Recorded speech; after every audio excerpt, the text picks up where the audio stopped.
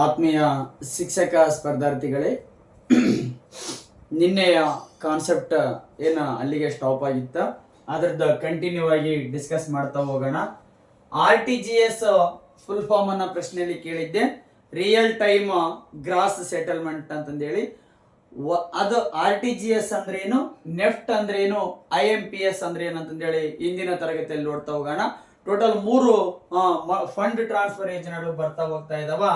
ಒಂದು RTGS, ಎರಡನೆಯದ್ದು NEFT,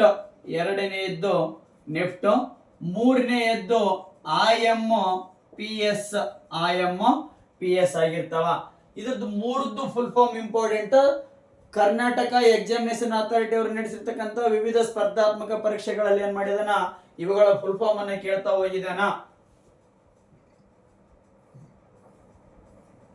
RTGS full form ಏನಂತ ಕೇಳ್ತಾ ಹೋಗ್ತಾ ಇದ್ದಾನ. ರಿಯಲ್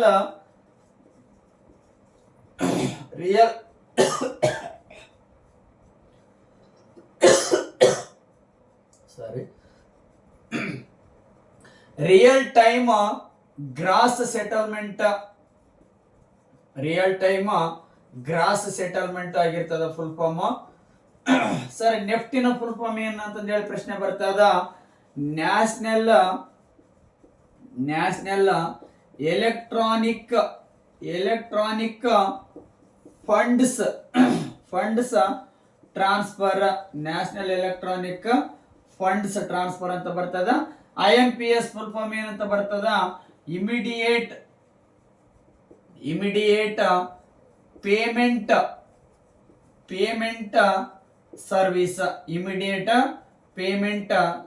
ಅಂತೇಳಿ ನಾವೇನ್ ಮಾಡ್ತಾ ಇದೀವಿ, ನೋಡ್ತಾ ಹೋಗ್ತಾ ಇದೀವಿ. ನೆಫ್ಟ್ ಅನ್ನ ಇತ್ತೀಚೆಗೆ ನಡೆದಿರ್ತಕ್ಕಂಥ ಕರ್ನಾಟಕ ಎಕ್ಸಾಮಿನೇಷನ್ ಅಥಾರಿಟಿ ಅವರು ವಿವಿಧ ಇಲಾಖೆಗಳಲ್ಲಿ ನಡೆಸಿರ್ತಕ್ಕಂಥ ಸ್ಪರ್ಧಾತ್ಮಕ ಪರೀಕ್ಷೆಗಳಲ್ಲಿ ನೆಫ್ಟ್ ಅನ್ನು ಫುಲ್ ಫಾರ್ಮ್ ಅನ್ನು ಕೇಳಿದ್ದ. ನ್ಯಾಷನಲ್ ಎಲೆಕ್ಟ್ರಾನಿಕ್ ಫಂಡ್ಸ್ ಟ್ರಾನ್ಸ್ಫರ್ ಏನಾಗಿರ್ತದ, ಅದರ ಫುಲ್ ಫಾರ್ಮ್ ಆಗಿರ್ತದ. IMPS ಇಮಿಡಿಯೇಟ್ ಪೇಮೆಂಟ್ ಸರ್ವಿಸ್ ಆಗಿರ್ತದ. ರಿಯಲ್ ಟೈಮ್ ಗ್ರಾಸ್ ಸೆಟಲ್ಮೆಂಟ್ ಆಗಿರ್ತದ. ಹಾಗಾದ್ರೆ ಸರ್, ಏನ್ರಿ ವ್ಯತ್ಯಾಸ ರಿಯಲ್ ಟೈಮ್ ಗ್ರಾಸ್ ಸೆಟಲ್ಮೆಂಟ್ಗೂ ನೆಫ್ಟ್ಗೆ ಏನ್ರಿ ವ್ಯತ್ಯಾಸ ಅಂತ ಹೇಳಿ ನೋಡ್ಬೇಕಾದಂತ ಸಂದರ್ಭದಲ್ಲಿ, ತಕ್ಷಣಕ್ಕೆ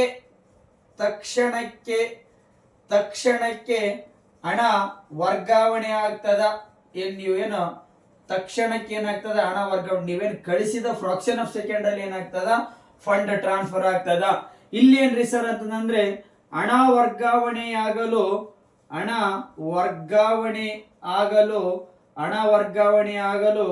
ಸಮಯ ತೆಗೆದುಕೊಳ್ಳುತ್ತದೆ.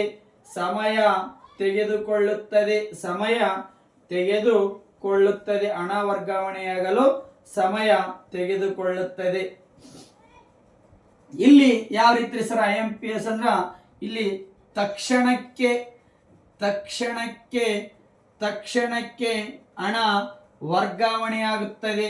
ತಕ್ಷಣಕ್ಕೆ ಏನಾಗ್ತದ, ಹಣ ವರ್ಗಾವಣೆ ಆಗ್ತದ. ಸೊ ಹಾಗಾದ್ರೆ ರಿಯಲ್ ಟೈಮ್ ಗ್ರಾಸ್ ಸೆಟಲ್ಮೆಂಟ್ ಎಲ್ಲಿ ನಡೆಸಬಹುದ್ರಿ ಸರ್ ಅಂದ್ರ, ಕಂಪಲ್ಸರಿಯಾಗಿ ಬ್ಯಾಂಕಿಂಗ್ ಅಲ್ಲಿ ಮಾತ್ರ ಸಾಧ್ಯ ಆಗ್ತದ. ನೆಫ್ಟ್ ಸಹ ಅಷ್ಟೇ, ಇದು ಏನಾಗ್ತದ, ಬ್ಯಾಂಕಿಂಗ್ ಸೆಕ್ಟರ್ ಅಲ್ಲಿ ಮಾಡ್ಬೇಕಾಗ್ತದ. ಆದರೆ IMPS ಅನ್ನ ಮೊಬೈಲ್ ಫೋನ್ಗಳಲ್ಲಿ ಸಹ ಏನ್ ಮಾಡಬಹುದು, ಯೂಸ್ ಮಾಡಬಹುದು. IMPS ಥ್ರೋನ ಅಮೌಂಟ್ ಅನ್ನು ಏನ್ ಮಾಡಬಹುದು, ಟ್ರಾನ್ಸ್ಫರ್ ಮಾಡಬಹುದು. ಹಾಗಾದ್ರೆ RTGS ಅಲ್ಲಿ ನಾವೇನಾದ್ರೂ ಹಣವನ್ನ ಟ್ರಾನ್ಸ್ಫರ್ ಮಾಡ್ಬೇಕಂದ್ರ, ಫಂಡ್ ಅನ್ನ ಟ್ರಾನ್ಸ್ಫರ್ ಮಾಡ್ಬೇಕಂದ್ರ ಕನಿಷ್ಠ ಎಷ್ಟು ಮಾಡ್ಬೇಕ್ರಿ? ಕ್ಲಿಯರ್? ಕನಿಷ್ಠ ಎಷ್ಟು ಮಾಡ್ಬೇಕಂತ ಪ್ರಶ್ನೆ ಬರ್ತದ. 2 ಲಕ್ಷ ರೂಪಾಯಿಗಳು, 2 ಲಕ್ಷ ರೂಪಾಯಿ ಅಥವಾ ಅದ್ರ ಮೇಲಿದ್ರೆ ಮಾತ್ರ ಏನಾಗ್ತದ, ಹಣ ಟ್ರಾನ್ಸ್ಫರ್ ಆಗ್ತದ. 2 ಲಕ್ಷಕ್ಕಿಂತ ಕಡಿಮೆ ಅಮೌಂಟ್ ಇತ್ತಂದ್ರೆ ಏನಾಗಂಗಿಲ್ಲ, ಹಣ ಟ್ರಾನ್ಸ್ಫರ್ ಆಗಂಗಿಲ್ಲ. ಸೊ ಹಾಗಾದರೆ ನೆಫ್ಟ್ ಮಾಡಬೇಕಾದಂತ ಸಂದರ್ಭದಲ್ಲಿ ಗರಿಷ್ಠ ಎಷ್ಟು ಅಮೌಂಟ್ ಅನ್ನ ನಾವು ನೆಫ್ಟ್ ಮಾಡಬಹುದು ಅಂತ ಹೇಳಿ ಪ್ರಶ್ನೆ ಬರ್ತಾ ಇದೆ. 50,000 ರೂಪಾಯಿಯನ್ನ, 50,000 ರೂಪಾಯಿಗಿಂತ ಜಾಸ್ತಿ ಅಮೌಂಟ್ ಇತ್ತಂದ್ರೆ ಏನ್ ಮಾಡಕ್ಕಾಗಂಗಿಲ್ಲ, ನಾವು ನೆಫ್ಟ್ ಮಾಡಕ್ಕಾಗಂಗಿಲ್ಲ. 50,000ಕ್ಕಿಂತ ಜಾಸ್ತಿ ಅಥವಾ ಏನು 2 ಲಕ್ಷ, ಕನಿಷ್ಠನೇ 2 ಲಕ್ಷ ಇರಬೇಕು. 2 ಲಕ್ಷ ಮೇಲ್ಪಟ್ಟು ಮಾತ್ರ ಏನ್ ಮಾಡ್ಬೇಕಾಗ್ತದ, RTGS ಮಾಡ್ಬೇಕಾಗ್ತದ. ಇದು ಸ್ಮಾಲ್ ವ್ಯತ್ಯಾಸ. ಇಲ್ಲಿ ಕನಿಷ್ಠ ಅಮೌಂಟ್ 2 ಲಕ್ಷ. ಸರ್, ನನ್ನ ಹತ್ರ 1,99,999 ರೂಪಾಯಿ ಐತ್ರಿ, RTGS ಮಾಡಂದ್ರೆ ಮಾಡಂಗಿಲ್ರಿ. ಕನಿಷ್ಠ ಅಮೌಂಟನೇ 2 ಲ್ಯಾಕ್ ಇಲ್ಲಿ. ಆದರೆ ಇಲ್ಲಿ ಗರಿಷ್ಠ ಅಮೌಂಟ್ 50,000. ಸರ್ ನನ್ನ ಹತ್ರ 55,000 ರೂಪಾಯಿ ಐತ್ರಿ ಅಥವಾ 51,000 ರೂಪಾಯಿ ಐತ್ರಿ, ನೀವು ನೆಫ್ಟ್ ಮಾಡ್ರಿ ಅಂತಂದ್ರೆ ಏನ್ ಮಾಡಂಗಿಲ್ಲ, ಬರಂಗಿಲ್ಲ. ಇಲ್ಲಿ IMPS ಅಲ್ಲಿ ಏನಾಗ್ತದ, ಏನು 1 ಲಕ್ಷ ರೂಪಾಯಿಯನ್ನ ಏನ್ ಮಾಡ್ಬೋದು, 24 ಗಂಟೆಗಳ ಅವಧಿಯಲ್ಲಿ ಏನ್ ಮಾಡ್ಬೋದು, ಟ್ರಾನ್ಸ್ಫರ್ ಮಾಡ್ಬೋದು. ಇದು RTGS, ಇದು ನೆಫ್ಟ್, ಇದು IMPS. ಮೂರು ಇಂಪಾರ್ಟೆಂಟ್. ಏನು GPT, HSTR ಹಾಗೂ ಏನು PSTR ಹಾಗೂ SDA, FDA ಎಲ್ಲಾ ಪ್ರಶ್ನೆ ಪತ್ರಿಕೆಯಲ್ಲಿ ಏನಾಗ್ತದ, ಒಂದು ಪ್ರಶ್ನೆ RTGS, ನೆಫ್ಟ್ ಅಥವಾ IMPS ಮೇಲೆ ಏನಾಗ್ತಾವ, ಪ್ರಶ್ನೆಗಳಾಗ್ತಾ ಇದಾವ. ಪ್ರಶ್ನೆ ಪತ್ರಿಕೆ ಏನಾದ್ರು ಕ್ರಿಟಿಕಲ್ ಕೇಳಬೇಕಂದ್ರೆ, ಟಫ್ ಕೇಳಬೇಕಂದ್ರೆ ಏನ್ ಮಾಡ್ತಾನ, ಈ ಟೈಪ್ ಪ್ರಶ್ನೆಗಳನ್ನ ಆಗ್ತಾ ಹೋಗ್ತಾ ಇದ್ದಾನ.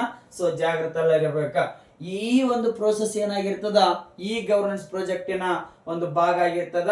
ಸರ ಈ ಗವರ್ಮೆಂಟ್ ಪ್ರಾಜೆಕ್ಟ್ ಏನಂತಂದೇಳಿ ಬಂದ ಸಂದರ್ಭದಲ್ಲಿ ಒಂದು ಗವರ್ಮೆಂಟ್ ಇದೆ, ಗವರ್ಮೆಂಟ್ ಯೋಜನೆಗಳನ್ನು ಜಾರಿಗೆ ತರ್ತಾ ಇದೆ. ಇಲ್ಲಿ ಯಾರಿದ್ದಾರೆ, ಸಾಮಾನ್ಯ ಜನರಿದ್ದಾರೆ. ಮಧ್ಯದಲ್ಲಿ ಏನಿದಾವ, ಎಲೆಕ್ಟ್ರಾನಿಕ್ ಡಿವೈಸ್ಗಳಿದಾವ.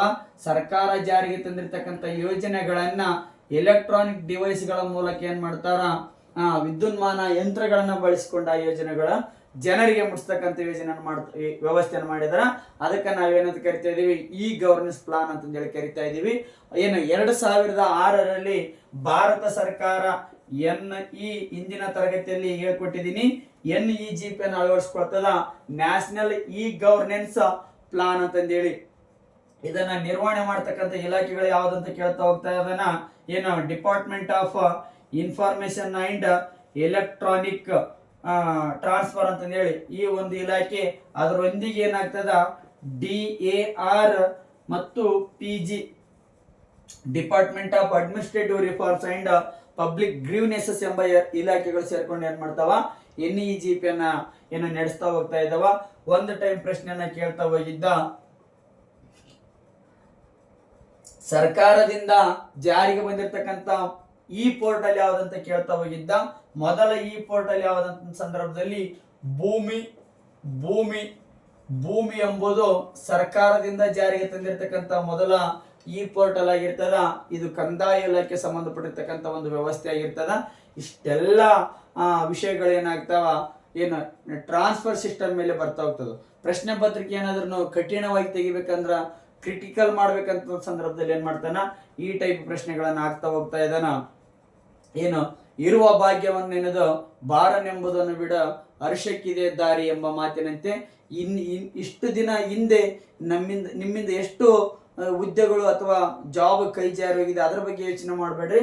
ಮುಂದೆ ನಾವ್ ಎಲ್ಲಿ ಫೇಲ್ಯೂರ್ ಆದ್ವಿ, ನಾವ್ ಏನನ್ನ ಚೇಂಜಸ್ ಅನ್ನ ಮಾಡ್ಕೋಬೇಕಾ, ನಾವ್ ಎಲ್ಲಿ ಬದಲಾವಣೆಯನ್ನ ಮಾಡ್ಕೊಳ್ಬೇಕಂತಂದೇಳಿ ನೋಡ್ಕೊಂಡದ್ನೇ ಮಾತ್ರ ಏನಾಗ್ತದ, ಮುಂದೆ ಬರ್ತಕ್ಕಂಥ ಸ್ಪರ್ಧಾತ್ಮಕ ಪರೀಕ್ಷೆಗಳಲ್ಲಿ ಯಶಸ್ಸನ್ನು ಸಾಧಿಸಲಿಕ್ಕೆ ಸಾಧ್ಯ ಆಗ್ತದೆ ಎಂಬ ನುಡಿ ನಮ್ಮನದೊಂದಿಗೆ ದೋಣಿಯನ್ನು ಬದಲಿಸುವ ಅವಶ್ಯಕತೆ ಇಲ್ಲ, ದಿಕ್ಕನ್ನು ಬದಲಿಸಿ ನೋಡು ನೀ ಸೇರುವ ದಡ ಎದುರಾದೀತು ಎಂಬ ನುಡಿ ನಮ್ಮನದೊಂದಿಗೆ ಇಂದಿನ ಆನ್ಲೈನ್ ಸೆಷನ್ ಅನ್ನ ಮುಗಿಸ್ತಾ ಇದ್ದೀನಿ. ಆಕ್ಚುಲಿ ಇದು ಹಿಂದೆ ಏನು ಕ್ಲಾಸ್ 11 ಅಪ್ಲೋಡ್ ಆಗಿರ್ತಕ್ಕಂಥ ವಿಡಿಯೋದಲ್ಲೇನೆ ಇದು ಕಾನ್ಸೆಪ್ಟ್ ಇತ್ತು. ಅದು ವಿಡಿಯೋ ಡಿಲೀಟ್ ಆಗಿರೋದ್ರಿಂದ ಏನಾದ್ರು ನಿಮಗೆ ಅಧ್ಯಯನ ದೃಷ್ಟಿಯಿಂದ ಉಪಯೋಗ ಆಗಲಿ ಅಂತಂದೇಳಿ ವಾಪಸ್ ಈ ಕ್ಲಾಸನ್ನು ಮಾಡಿಕೊಡ್ತಾ ಇದ್ದೀನಿ. ಏನು ಎಲ್ಲರಿಗೂ ಒಳ್ಳೆಯದಾಗಲಿ. Wish you all the best.